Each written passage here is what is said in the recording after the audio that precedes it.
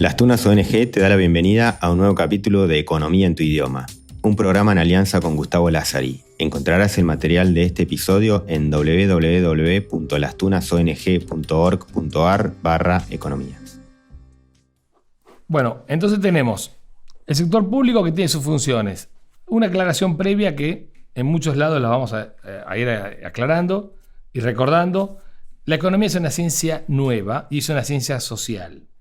Por lo tanto, tenemos alto grado de debate sobre cada uno de los conocimientos. No es una ciencia dura, en el sentido que a nadie se le ocurre cuestionar que el cuadrado de la hipotenusa es igual a la suma de los cuadrados de los catetos, según el teorema de Pitágoras, pero cada concepto económico tiene su cuestionamiento. Que el hecho de decir que el Estado tiene 4 motivos por los cuales interviene no significa estar de acuerdo con los 4 motivos ni entender la lógica de cada uno de ellos. Es un dato objetivo de la realidad. Hay un Estado, cuando vas a ver las funciones que tiene, tienen que ver con estas 4 funciones. ¿Ok? Después que esté bien o mal, de acuerdo a una ideología a otra, es otra discusión. Lo que no podemos evitar, cualquiera sea la discusión teórica y doctrinaria e ideológica sobre cada uno de los instrumentos, es las consecuencias que cada uno tiene. ¿Ok? El marco es, tenemos 4 motivos por los cuales el Estado interviene. Si entendemos la existencia del Estado y que tienen que intervenir, le tenemos que dar manos, herramientas, esto es gasto público y regulaciones, y esto hay que financiarlo. ¿Ok?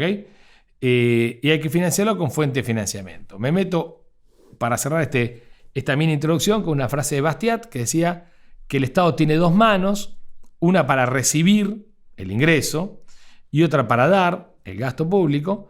Dice que la actividad de la segunda está necesariamente subordinada a la actividad de la primera.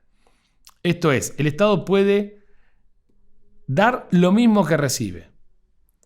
Puede dar menos de lo que recibe, y Bastiat decía en 1850, esto se explica por la naturaleza porosa de las manos, ¿no? Es una forma elegante de decir otra cosa. Lo que no puede hacer nunca es dar más de lo que recibe, porque el Estado es un mecanismo redistribuidor. Se mete a redistribuir y a reasignar los recursos porque entiende que la asignación que hizo el mercado es incorrecta. ¿Ok? Lo que no puede hacer nunca es dar más, porque no es un mecanismo productor. Entonces, de las 2 manos del Estado, vamos a empezar a ver la segunda. Vamos a arrancar por la mano del gasto, que también podemos analizarlo desde las regulaciones, pero por ahora hablemos genéricamente de gasto. Primero, hay 3 cuestiones para entender el gasto. Una es lo que se llama principio de neutralidad. Principio de neutralidad, la neutralidad en economía se entiende como que después de una intervención estatal, la asignación de recursos tiene que quedar lo más parecido a lo que hubiera hecho el mercado. Ahora, por definición, no queda igual a lo que hubiera hecho el mercado. Vamos a suponer que dada la cantidad de capital, trabajo y tierra, el mercado hubiera fabricado 100 vacas y 50 muebles. Digo un ejemplo. Si metemos al Estado, es para que después la producción final no sean 100 vacas y 50 muebles. Porque si hubiera sido igual, entonces el Estado hubiera sido neutro. ¿Para qué lo querés? No tiene sentido. Si hubiera sido mayor, entonces el Estado es creador de riqueza. Y eso no es correcto. No es técnicamente cierto. Necesariamente, la distribución de recursos va a hacer que se hagan o menos vacas y más muebles, o más vacas y menos muebles, o menos de los dos. ¿Ok? Quiere decir, y esto después lo vamos a ver cuando veamos impuestos en detalle, supongo que vos pagás 10 pesos de impuestos, es para que no estés igualmente en la misma situación después de pagar lo que antes de pagarlo, vas a estar menos contento. Pues si estuvieras igual de contento, no tiene lógica que el Estado te lo saque. Puedes estar más contento, porque capaz que pagas 10, pero por subsidio recibís 20. Es otra situación. Es muy importante entender que el Estado es no neutral. Ahora, que sea no neutral no significa que no tiene que parecerse lo más posible, pasar lo más desapercibido posible. En el fútbol decimos que el mejor árbitro de un partido de fútbol es aquel que no se nota. Ahora, no fue no neutral, cobró los fouls y modificó el curso de la acción. ¿Ok? Esto es muy importante entenderlo. Entonces, lo primero que hay que pedirle a gasto público es que sea lo más neutral posible, lo menos distorsivo en las decisiones de ahorro e inversión de los particulares. La segunda cuestión a analizar, que esto lo vamos a ir analizando permanentemente cuando vayamos ya viendo casos de economía argentina, etc., es el nivel de gasto. No es tolerable cualquier nivel para cualquier sociedad. Para este sentido, al gasto público hay que entenderlo como una mochila. Una persona con músculos formados de 80 kilos de peso, pero con buena columna vertebral, buenos dorsales, buenos músculos, puede llevar una mochila de 40. Puede llevar la mitad de su peso sin resentirse. Ahora, una persona que no tiene masa muscular, que no tiene buena alimentación, que no tuvo nunca buena alimentación, no puede cargar ni el 20% de su peso. Entonces, estas comparaciones que a veces vemos de gasto público sobre el valor del Producto Bruto en distintos países, no es correcta si no entendemos la masa muscular que lo sostiene, si no entendemos la economía privada que los puede sostener. ¿Ok? Entonces, el nivel es otro punto no menor, no es neutral, por más que esté financiado. Ojo, porque va a haber muchos economistas que dicen, no, mira, con tal que no tenga déficit, ahora vamos a saber qué es decir, con tal que puedas pagar ese gasto público, el problema está resuelto. No es correcto. Lo correcto es entender el nivel de gasto público en función del nivel de sector privado que puede sostenerlo. La tercera cuestión es la calidad del gasto. El gasto público es una medida cuantitativa. Un gobierno puede hacer una pirámide tipo de Egipto, que tiene utilidad práctica cero para la generación presente, quizás 5.000 años después vayan los turistas, pero en el momento a los pobres egipcios no les habrá gustado mucho hacer las pirámides, y tener la misma cantidad de gasto público que si tuvieras buen sistema de salud, educación y seguridad. No es lo mismo una cosa que otra. Entonces la calidad es un tema importante. Ahora, vamos a definir gasto público. La Argentina es un país de su constitución, primer artículo, republicano, representativo y federal. Quiere decir, en estas tres palabras, que el poder está dividido. El poder está dividido desde el punto de vista vertical en república, es decir, hay un poder ejecutivo que ejecuta las leyes, un poder legislativo que hace las leyes conforme a la Constitución, al marco de normas, recuerden, y un poder judicial. El poder está dividido en tres en lo vertical y está dividido en tres en lo horizontal. Hay un nivel federal de gobierno, un nivel provincial de gobierno, un nivel municipal de gobierno. ¿Cuál es el objetivo de los pensadores de la Constitución? Si el poder está dividido, el individuo está más protegido. Entendamos que antes de la Constitución había lo que se llama el absolutismo. Todo el poder estaba en una o dos instituciones. Supongamos el rey, para simplificar. El rey tenía los tres poderes y no había federalismo que lo frene. ¿Ok? Después viene el feudalismo, bueno, no importa. La intención de la Constitución es dividir el poder para proteger al individuo. ¿Ok? Por lo menos esa es la intención escrita. Ahora, cada unidad de gobierno, nación, provincia, municipio, se maneja en lo que se llama un presupuesto. Entonces, tenemos una primera clasificación jurisdiccional. Gasto público a nivel nacional, gasto público a nivel provincial, gasto público a nivel municipal. La nación, provincia y municipio tiene funciones distintas, algunas concurrentes, algunas que compiten entre ellas, pero tiene cada una sus funciones. Ahora, ese es el criterio jurisdiccional de clasificación del gasto. En estos países, el gasto público se rige por la ley fundamental, que es la ley de presupuesto. La ley de presupuesto tiene dos características. Una, es una autorización de gasto. Cada jurisdicción, la nación por un lado, las provincias por el otro, el municipio por el otro, hace una ley anualmente en la cual los legisladores autorizan el gasto al Ejecutivo. Cuidado que el responsable de los presupuestos son los legisladores. A veces decimos mal, el presupuesto de la Rúa, el presupuesto de Duhalde, el presupuesto de Cristina, de Macri. Es un error. Es el presupuesto del Congreso en ese momento. Pues son los representantes del pueblo, representativo, republicano, federal, los representantes del pueblo los que dicen dónde van a aplicarse los recursos y de dónde lo van a sacar. Entonces, la ley de presupuesto es una autorización de gastos al Poder Ejecutivo y una previsión de ingresos. ¿Ok?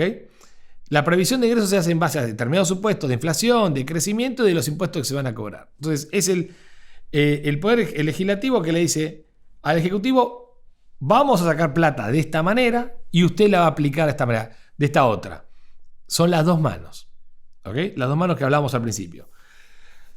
¿Por qué es importante la ley de presupuesto? Por dos motivos. Uno, porque nos dicen de dónde nos van a sacar la plata. 2, porque nos dicen a dónde la van a aplicar la plata.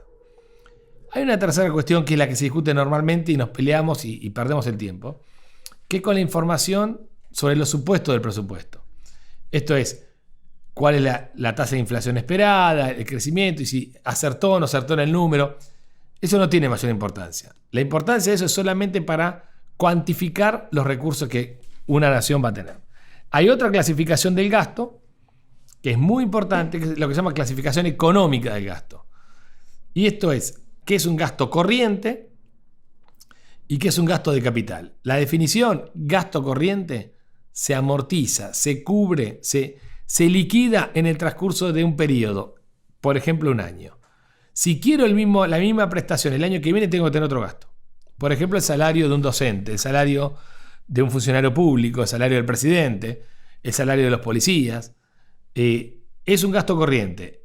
El presupuesto de este año va a financiar el salario de este año. El año que viene habrá que hacer otro presupuesto. Intereses de la deuda, las prestaciones de seguridad social, las transferencias a las provincias y a las universidades y algunos subsidios a empresas son gastos corrientes. Gasto de capital es el gasto que su amortización supera el año. Por ejemplo, un puente. El Estado hace un puente y decimos, para tener el puente el año que viene no hace falta hacer otro puente. Ese mismo puente va a durar 50 años, con lo cual es un gasto de capital. Aumenta el stock de capital de la nación, ¿okay? Del país o de la jurisdicción en cuestión. Ahora, hay un principio de prudencia. Los ingresos corrientes, los impuestos, deberían financiar los gastos corrientes, los salarios. Los ingresos de capital, la deuda u otro ingreso de capital, debería financiar los gastos de capital. ¿Por qué? Porque acá juega el tema de las generaciones. Una generación corriente no puede hacer todo el esfuerzo para financiar un puente, porque lo van a disfrutar muchas generaciones. Como así, las generaciones futuras no deberían hacer el esfuerzo de financiar los gastos en el momento presente. ¿Okay? Por eso se dice que la deuda no debería financiar gastos corrientes y los impuestos no deberían financiar gastos de capital. Pero bueno, eso es algo que iremos viendo. La otra clasificación del gasto, que es muy importante, es la clasificación, dijimos, económica, la clasificación funcional del gasto. Y es a qué funciones se determina el gasto público. ¿Cuánto de la plata que le sacan a la sociedad va a ir a gasto de funcionamiento del Estado? Salario docentes, salario de los funcionarios que manejan la administración, los presidentes, los congresos, la justicia. ¿Cuánto va a ir a los gastos de subsidios económicos? Esto es cuando se subsidian las tarifas o se subsidian ciertas empresas o se da préstamos a tasa de interés más baja para subsidiar la actividad económica privada. ¿Cuánto va a ir? Acá se pueden poner los subsidios a las universidades, que son un gasto muy importante. ¿Cuánto va a ir al gasto en prestaciones sociales, jubilaciones, planes de asistencia, etcétera? ¿Y cuánto va a ir a deuda pública? Entonces, el mismo gasto tiene tres prismas. El prisma jurisdiccional, el prisma económico, el prisma funcional. Lo más importante de esta entrada es entender el rol del presupuesto. ¿Cuál es el rol del presupuesto? Autorizar gastos y prever ingresos. Cada jurisdicción tiene que manejarse conforme al presupuesto. ¿Qué es un presupuesto superavitario? Cuando los ingresos se prevén mayores a los gastos. Entra más plata de la que gastan, el Estado le queda una reserva para una obra pública, para bajar una deuda o para el año que viene exigir un poquito menos. Deficitario es cuando los ingresos son menores a los gastos. ¿Ok? Con lo cual, si preveo recaudar 100 y gasto 120, tengo que ver de dónde sacamos los 20 adicionales. ¿Ok? O aumentamos un impuesto, ahora eso lo vamos a ver más adelante. Y presupuesto equilibrado cuando los ingresos son iguales a los gastos.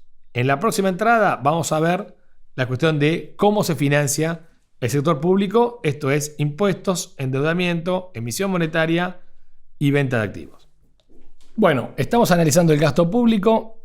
Dijimos, el gasto público se define en los presupuestos y hemos terminado definiendo la palabra déficit. Cuando el ingreso es mayor que el gasto, se habla de presupuesto superavitario. Cuando el gasto es mayor que el ingreso, estamos hablando de déficit. hay dos definiciones interesantes que lo vamos a ver siempre en todos los artículos.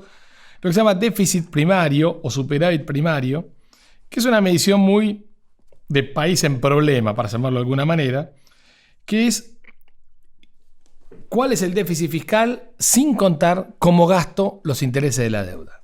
Entonces, esto es cuánto te ingresas por impuestos menos el gasto público, pero considerado solamente la parte de remuneraciones, transferencias a la seguridad social, transferencias al sector privado, sin contar la deuda como gasto. ¿Por qué? Porque lo que te quedaría ahí de un eventual superávit primario se compararía con el gasto en interés. Esto es una medida que se utiliza cada vez en las negociaciones de deuda, que vamos a ver más adelante cuando analicemos el Fondo Monetario. El otro déficit que es importante, la otra medida que es la más importante de déficit, es lo que se llama déficit global del sector público argentino. ¿Por qué es importante? Porque incorpora el déficit de la nación, el déficit de las provincias, el déficit de los municipios y el déficit de los organismos descentralizados. Todos juntos, como Estado, todo el Estado junto, cuál es su ingreso, cuál es su gasto. ¿Ok? Y esa es la medida central del déficit. Cuando veamos situaciones o ejemplifiquemos la economía argentina, vamos a ver que ese déficit, cuando Argentina entra en crisis muy importantes, es porque supera el 4 o 5%. Cuando lo tenemos en 7, 8% del PBI, estamos en situaciones de altísimo riesgo y donde tenemos las crisis económicas graves. Bueno, vamos a ver ahora la cuestión de ingresos públicos. Dijimos, tenemos el Estado, tiene funciones, las funciones se ejecutan vía el gasto público. El gasto público tiene que ser relativamente neutral, tiene que tener un tamaño sostenible, compatible con la economía que lo va a financiar y tiene que tener una determinada calidad porque no es lo mismo producir a nivel del sector público pirámides que salud o educación o seguridad. Ahora, ¿cuáles son las fuentes de financiamiento del sector público? ¿De dónde saca la plata el gobierno? El gobierno va a sacar la plata. La primera fuente, la básica, la más genuina, son los impuestos. Impuestos, la palabra ya nos dice bastante. Impuestos no es algo voluntario, de onda, un peso para la birra. Es una imposición. Es una obligación que el sujeto pasivo, que es el sector privado, tiene respecto al sujeto activo, que es el sector público. El sector público tiene el derecho, el rey tiene el derecho a establecer una contribución forzada para mantener los gastos públicos. Si tenemos esta organización de sociedad con un Estado, al Estado hay que financiarlo. La forma de financiarlo es a través de impuestos. La segunda fuente va a ser el endeudamiento. Vamos a ver que es público, endeudamiento externo e interno, vamos a hacer esas diferencias. Y la tercera fuente es la emisión monetaria. Aunque no parezca, es una fuente de financiamiento. Y la cuarta es la venta de activos. Vamos a hablar de cada una de ellas. Primero, impuestos. Dijimos, impuestos es una imposición, es el derecho que tiene el gobierno a extraer recursos del sector privado. Lo primero que tenemos que entender es lo que se llama ingreso disponible. Una persona tiene un ingreso X igual a 100. Si paga 10 de impuestos, su ingreso disponible, aquello de lo cual va a disponer, va a ser 90. 100 menos 10 igual 90. Entonces, aunque parezca una perogullada y una obviedad, el ingreso disponible después de los impuestos, en la mayoría de las personas, es menor. Hay otras personas que reciben subsidios y posiblemente el ingreso disponible después de impuestos sea mayor. ¿Por qué a la gente no le gusta pagar impuestos? Desde el origen de la humanidad, porque las personas creen que harían con esos 100, obtendrían bienes que le va a dar más utilidad que con los 90. A esos 10 que le dimos al Estado, lo valorizamos mucho menos que si lo hubiéramos usado nosotros. ¿Ok? Entonces, ¿por qué? Porque el Estado lo va a aplicar en algo donde nosotros no lo hubiéramos aplicado.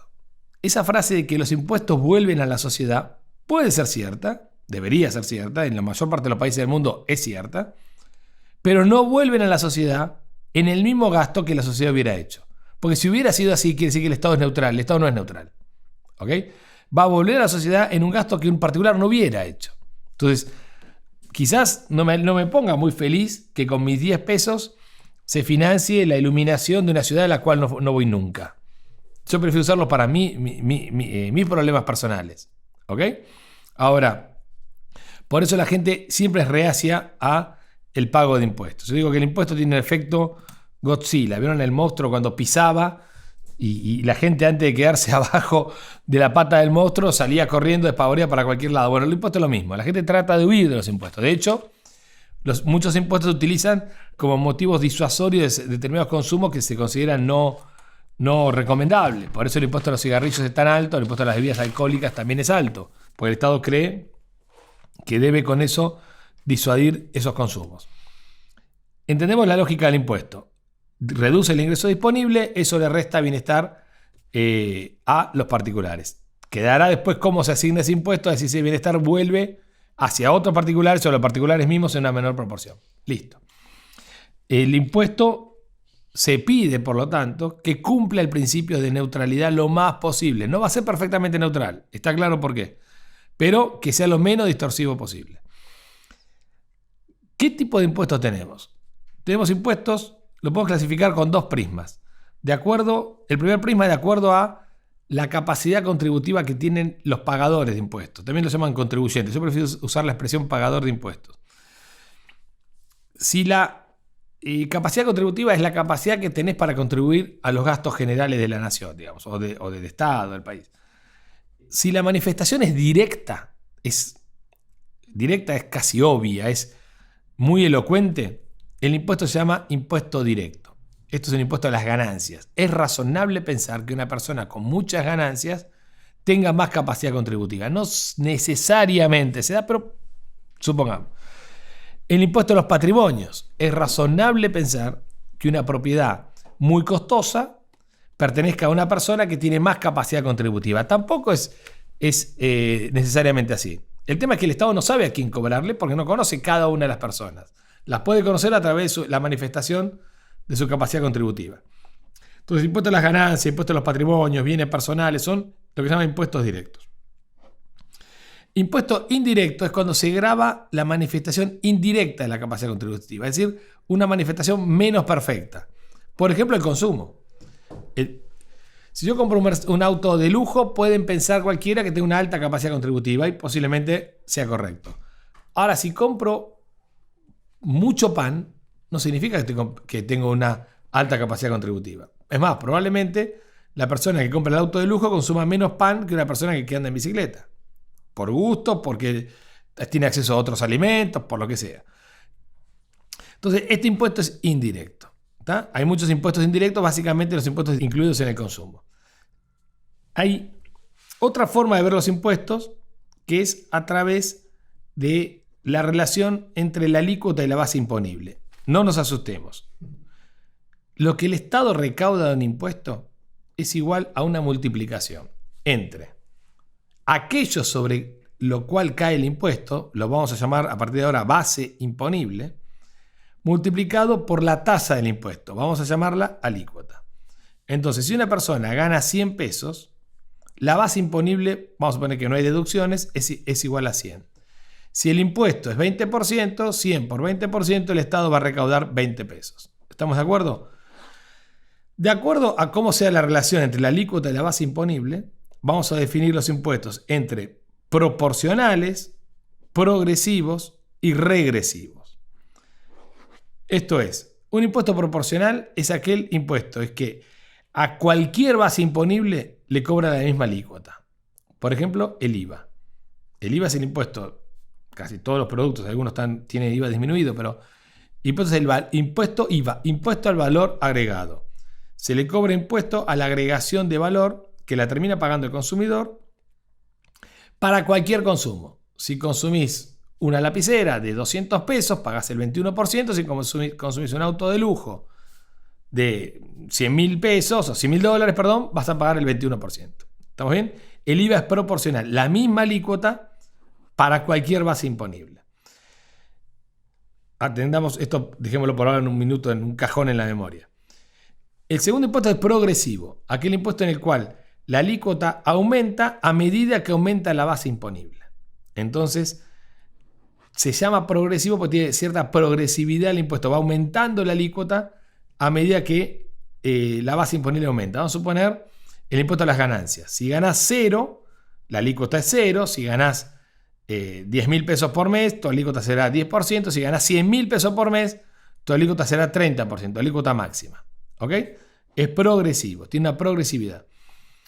El impuesto regresivo es aquel impuesto en el cual, a medida que aumenta la base imponible, la alícuota cae. ¿Ok? Casi no hay impuestos legislados en forma regresiva porque a ningún parlamento se le va a ocurrir a los ricos cobrarle menos y a los pobres cobrarle más. Aquellos que tienen mayor base imponible cobrarle menos impuestos y a los que no tienen base imponible o producen poco cobrarle un impuesto más alto. Después vamos a ver que uno de los principales impuestos de la Argentina no está legislado y es regresivo. No pasó por el Congreso, pero es donde el Estado más plata recauda, o uno de los que más plata recauda, y es 100% regresivo. Los ricos pagan menos alícuota que los pobres. Entendamos esto, tengamos una pequeña diferencia que es no menor, pero hay que entender, la diferencia de impuesto es una contribución forzada, una tasa es cuando hay una contraprestación a cambio, pero si la contraprestación vale 0, la tasa es igual a un impuesto. Entonces van a ver en muchos municipios que cobran alumbrado, barrido y limpieza, y el Estado no alumbra, no barre, no limpia, por lo tanto esto es un impuesto, no es una tasa. La lógica de la tasa es que con ese pago uno hace cargo al costo de obtener ese servicio del alumbrado, barrido y limpieza, y esa plata debería ir a la lamparita, a la escoba y al agua que limpia, y si no va, no es una tasa, es un impuesto disfrazado de tasa. ¿Okay? Y hay muchos impuestos disfrazados de tasa. Y hay impuestos en algunos municipios que son ridículos, que se llaman tasa y son un impuesto, como tasa de seguridad e higiene, tasa de publicidad, etcétera, que son impuestos. Lo que pasa es que llamarlos tasa tiene como una connotación un poco más positiva, menos negativa, porque supone una contraprestación. Después no viene la contraprestación, es otra discusión. Diferente es el concepto de regalía. Regalía es el pago que un concesionario hace por el uso de un bien público. Siempre se habla de regalías petroleras. El petróleo es del Estado, por lo tanto, quien explota el petróleo con la concesión del Estado tiene que pagar por el uso de esa concesión. Es como en un club de fútbol hay un concesionario que tiene el bar adentro, el tipo usa la instalación para vender alimentos a los jugadores, a quienes practican el deporte, pues le paga una concesión al club. Bueno, acá es lo mismo. Las petroleras pagan una regalía a el dueño del recurso, que en este caso sería el Estado. Y ahorro forzoso, ahora no se usa, pero en algunos años se usó bastante. El ahorro forzoso es cuando el gobierno te dice, mira, comprame un bono en forma forzosa, no tenés opción a no comprarlo, y el interés te va a licuar con la inflación, con lo cual es más parecido a un impuesto que a un ahorro que algún día recuperes. Esto ha pasado varias veces en Argentina. Ya que estamos con recaudación, vamos a analizar una curva que es muy importante entender, que es la relación entre lo que se recauda, el monto recaudado, y la alícuota. Alguno podría decir, a medida que aumentan los impuestos, yo recaudo más plata. Un IVA del 1% recauda menos que un IVA del 21%. Es razonable. Ahora, ¿puedo decir que un IVA del 21% recauda menos que un IVA del 50%? El 50% es una tasa mucho más alta que la del 21%. Bueno, estas cuestiones las estudió un economista norteamericano que se llama Laffer. Y de ahí surge una famosa curva que se llama la curva de Laffer. ¿Qué es la curva de Laffer? Una curva que relaciona el monto recaudado, la plata que efectivamente entra en el Estado, con la presión tributaria, es decir, la tasa de impuesto. Tiene un punto que es claro. Si la tasa de impuesto es 0, el monto recaudado es 0, lógico, porque cualquier número multiplicado por 0 da 0. ¿Estamos bien? A medida que aumenta la presión tributaria, a medida que aumenta la tasa de impuesto, el monto recaudado va a ir aumentando. Laffer lo que dice, y descubrió de alguna manera, es que no tiende al infinito. No va a ser de infinito. Si el impuesto 100% no recauda 100%, porque en algún momento empieza a caerse. El punto, para los que estudian matemática les va a gustar esto, donde cambia la concavidad, el punto máximo, es decir, donde deja de aumentar la recaudación y empieza a bajar, este punto se llama punto óptimo fiscal. Para Laffer es el punto que el Estado debería llegar para aumentar la recaudación al máximo. Esa espalda no da más que esa recaudación. ¿Ok? La economía es una película. Cada país, cada sociedad, en cada momento tiene un punto máximo de recaudación. Hoy en pandemia o una economía en plena pandemia, el monto máximo de recaudación va a ser menos que una economía floreciente. Un país ordenado va a tener un punto óptimo fiscal en una recaudación mucho más alta que un país menos ordenado. ¿Ok? Entonces, esto es importantísimo entenderlo, porque después comparan Suecia con Argentina y son dos planetas distintos, dos realidades distintas, no tiene mucha lógica esa comparación. Pero Laffer dice algo muy interesante. A partir de ese punto que maximiza la recaudación, de esa tasa de impuesto que maximiza la recaudación, todo aumento impositivo baja la recaudación, no la sube. Entonces, tenemos una realidad totalmente distinta a la que pretendería un ministro de Economía o un secretario de Hacienda, que es, si necesito más plata, aumento los impuestos al infinitum, total, ¿va a aumentar la recaudación o no? Dice, cuidado, porque en un momento empieza a caer. ¿Por qué empieza a caer? Dice Laffer. Uno en la Argentina razonaría, bueno, porque hay evasión impositiva y la gente no va a querer pagar, etc. Lo que dice Laffer es que a medida que aumenta la base imponible, la alícuota, a partir de un punto empieza a bajar la base imponible. Empieza a bajar la ganancia, en el caso de impuesto a la ganancia, empieza a bajar el valor agregado, empieza a bajar el valor de la propiedad. Bajan los valores sobre los cuales se cobra el impuesto. Pongamos el ejemplo de un impuesto sobre el salario. Vamos a suponer que una persona gana, para hacer números redondos, 1.000 pesos por hora. Un montón de plata. O sea que en un día ganás 8 horas de trabajo, 8.000 pesos por día. ¡Wow! Divino. Dígame dónde está ese trabajo que voy ahora. Trabajo 10 horas, gano 10.000 pesos por día. Fenómeno. Vamos a suponer que el impuesto es el 10%. Pagás 1.000 pesos por día, te llevas 9 a tu casa. Listo, feliz. ¿Cuántas horas trabajarías? Y yo la verdad, hasta que se aviven que no valgo 10.000 pesos por día, voy a trabajar por lo menos 20 horas. Entonces voy a ganar 20.000 pesos por día, pago 2.000, me llevo 18. ¿Ok? Duermo 4 en el colectivo y de vuelta, listo, no me importa nada. Ahora viene el Estado y dice, no es más el 10%, es el 90%. Ganas 10.000 pesos por día, te voy a cobrar 9. ¿Cuántas horas trabajamos? Te llevas 1.000 pesos. ¿Trabajaría las 20 horas? Claramente no. Quizás tampoco trabaje las 8. Y acá porque puse un ejemplo con 10.000 pesos por día. Si fuera 1.000 pesos por día no trabajarías ni una hora. Porque te llevarías 100 pesos, no te alcanza ni para el colectivo y de vuelta. Entonces, a medida que aumenta el impuesto, lo que bajó es la base imponible. La gente deja de trabajar. En un libro que lo vamos a recomendar siempre, que se llama La economía en una elección, de un autor que se llama Henry Hazlitt, dice, si perdés todo el dinero cuando perdés, pero ganás una mínima parte cuando ganás, llegás a la conclusión que es una tontería arriesgar tu capital. Tu capital puede ser tu inversión financiera, tu inversión económica o tu propio trabajo. ¿Ok? Entonces, el impuesto claramente puede destruir base imponible. Y si destruye base imponible, destruye recaudación. Esto es lo que explica la curva de Laffer. ¿Cuál es el desafío de todo ministro de Economía, secretario de Hacienda? Es saber en qué punto óptimo está. En qué punto fiscal está. Si está pasado de la curva de Laffer, su mejor negocio va a ser bajar los impuestos, porque una baja de impuestos aumenta la base imponible y aumentará la recaudación. Si está debajo de la curva de Laffer, quizás le convenga subir los impuestos. ¿Ok? Vamos a ver que claramente en la economía estamos lejos de la curva de Laffer. Para terminar con impuestos, un concepto más, que es muy importante entender. El concepto de evasión impositiva. Evasión impositiva supone la violación de una ley. Cualquiera puede asociar rápidamente que evadir una ley te convierte en delincuente. Ahora, recuerden lo que hablamos al principio. Si la moral no coincide con la ley, estamos en un problema. Que si cumplimos la moral, no cumplimos con la ley. Si cumplimos con la ley, no cumplimos con la moral. Si un impuesto es confiscatorio y sobrepasa cualquier razonabilidad en materia de presión impositiva, una persona va a decir, prefiero no cumplir con los impuestos y cumplir con la moral de alimentar a mi familia. Es un problema. Tengo un problema grave. Estoy incumpliendo una ley, puedo tener un problema. Ahora, si cumplo la ley, tengo otro problema, que es que no alimento a la familia. La evasión impositiva se entiende en ese concepto. Está seguramente el evasor que no va a querer pagar nunca ningún impuesto que sea 1%.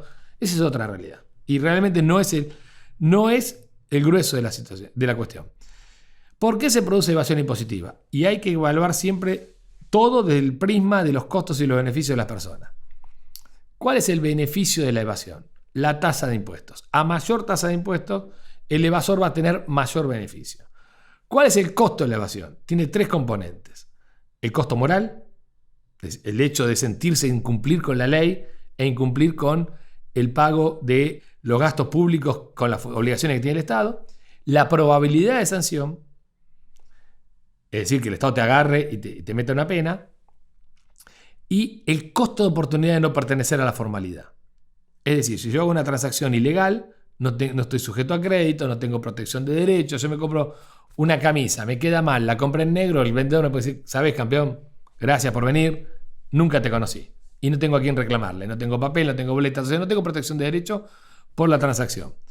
Hay transacciones más complejas que requieren más protección de derecho que comprar una camisa. Ahora, si el costo moral está diezmado por la ineficiencia del gasto, si la probabilidad de sanción es baja, porque al Estado le cuesta solucionar problemas, y si el costo de la oportunidad de no pertenecer a la formalidad es bajo porque no hay acceso al crédito y no funciona la justicia, tengo una situación donde el beneficio es alto y el costo es casi cero. Esto explica el 40%, 50% de evasión fiscal en la Argentina. Tenemos alta tasa de impuestos, bajo costo de la evasión. Para bajar la evasión no hay que poner más policías ni más controles. Hay que aumentar la probabilidad de sanción con mejor funcionamiento de los organismos, pero básicamente aumentar el costo moral, es decir, que se tiene que ver dónde está la plata del impuesto. Entonces, uno a priori por su propia moral se va a sentir mal y los vecinos te van a hacer sentir mal por, mirá, no tenemos luz, no tenemos gas y la cuadra de enfrente lo tiene, etc. Y básicamente la madre del asunto es aumentar el costo de oportunidad de no pertenecer a la formalidad. Sin protección, sin créditos, no tiene mucho beneficio pagar los impuestos. Entonces, esta ecuación es lo que hay que entender en la Argentina a la hora de atacar la evasión fiscal. En la próxima entrada, vamos a dar unos datitos sobre impuestos, porque tenemos unos minutitos. Los impuestos en la Argentina están disfrazados. ¿Qué significa disfrazados? No nos damos cuenta de los impuestos que pagamos. En los alimentos, el 43-44% de los alimentos son impuestos. El 8% del precio de un alimento son impuestos que van a las provincias. El 4% son impuestos a las ganancias. El IVA es el 17% del precio de un alimento. Es decir, el 43% de lo que vemos, lo que pagamos son impuestos. En materia salarial, el 56% son impuestos, pero bien medido llega al 75% y puede llegar al 80%. Argentina tiene la tasa de impuestos a las ganancias más alta, legal del mundo, y la segunda más alta, perdón. Y la sumatoria de impuestos sobre las utilidades superan el 100%. Entonces, y es el segundo país del mundo que tiene esta tasa según un informe del Banco Mundial. Conclusión, Argentina tiene un sistema impositivo muy alto, inllevable para la sociedad, pero además muy complejo, lo cual lo hace más caro de cumplir. Entonces los beneficios de irse del sistema son cada vez más altos. Vamos a volver sobre este tema cuando describamos a la Argentina, pero no podía escaparse. La próxima reunión es sobre deuda pública. Esto fue Economía en tu idioma. Encontrarás el material de este episodio en www.lastunasong.org.ar/economía. Si te interesa participar de reuniones para conversar sobre estos contenidos o querés ser facilitador y organizar tu propio grupo, contactanos a través de este mismo link. Podés encontrarlo en la descripción.